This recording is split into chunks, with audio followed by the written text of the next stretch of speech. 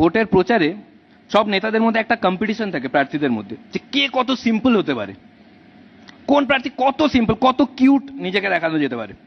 মানে বিভিন্ন জায়গায় যাচ্ছে, গ্রামে গঞ্জে যাচ্ছে প্রচারে, যা তার বাড়িতে ঢুকে খেয়ে নিচ্ছে, ঢুকে খাচ্ছে, যার বাড়িতে খাচ্ছে সে রেগে যাচ্ছে যে আমি ছিলাম না, আমার বাড়িতে ঢুকে খেয়ে নিয়েছে।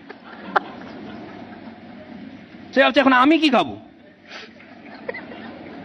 ওরা খেতে পাচ্ছে না। ওই জন্য দেখবেন গ্রামে ভোট হলে দেখবেন সব বাড়িতে তাড়াতাড়ি খেয়ে নেয়,